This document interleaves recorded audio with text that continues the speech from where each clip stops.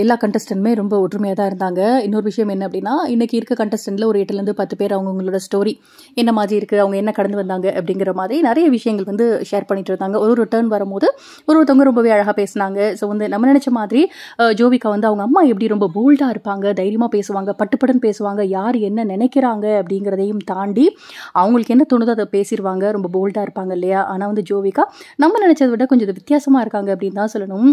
So அவங்களோட turn வரப்போ அவங்களோட லைஃப்பில் என்னெல்லாம் நடந்துச்சு, என்னெல்லாம் மொமெண்ட்ஸ் வந்து கிராஸ் பண்ணி வந்தாங்க, பாஸ் பண்ணி வந்தாங்க அப்படிங்கிற விஷயங்கள்லாம் வந்து ரொம்ப அழகாகவே ஷேர் பண்ணாங்க. ரொம்ப அமைதியாக பொறுமையாக பேசினாங்க. அப்போ வந்து எனக்கு ஸ்டடீஸ் வந்து நிறைய ஸ்கூல்ஸ் வந்து நான் மாற்றிட்டே இருந்தேன்.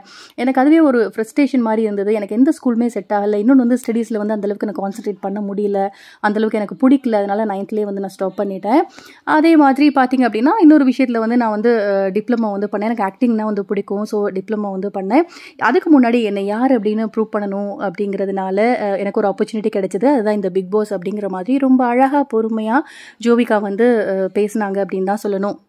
அதுக்கப்புறமா அவங்க ஷேர் பண்ண விஷயங்கள் என்னென்னா, எனக்கு ஒரு அண்ணா ஒரு தங்கச்சி இருக்காங்க. ஸோ தங்கச்சி வந்து 9th படிக்கிறாங்க, அண்ணா வெளிநாட்டில் படிச்சுட்டு இருக்காங்க அப்படின்னு சொல்லி கேட்க வந்து யுகேந்திரன் வந்து கேட்டாங்க, உங்கள் அண்ணக்கிட்டலாம் பேசுவீங்களா அப்படின்னு சொல்லி கேட்க, பேசுவோம் அப்படின்னா, எப்போ பேசுனீங்க லாஸ்ட்டாக அப்படிங்கும்போது பேசி 3 வருஷம் ஆச்சு அப்படிங்கிற மாதிரி ஒரு சில விஷயங்கள் வந்து ஷேர் பண்ணியிருந்தாங்க. இன்னொரு விஷயம் என்னன்னா, யுகேந்திரன் விசித்ரா வந்து சொன்னாங்க, ஆனால் ஃப்யூச்சரில் நீங்கள் வந்து மிஸ் பண்ணுவீங்க, ஸ்கூலிங் பண்ணியிருக்கலாமே அப்படின்னு சொல்ல, இல்லை அகாடமிக் இயர் தான் வந்து நான் பண்ணல, மற்றபடி எனக்கு ஆக்டிங்கில் இன்ட்ரெஸ்ட் இருக்குது, ஸோ அதில் படிச்சுட்டு தானே இருக்கேன் அப்படின்னு சொல்லி அவங்களோட முடிவில் ரொம்ப ஸ்ட்ராங்காக இருக்காங்க.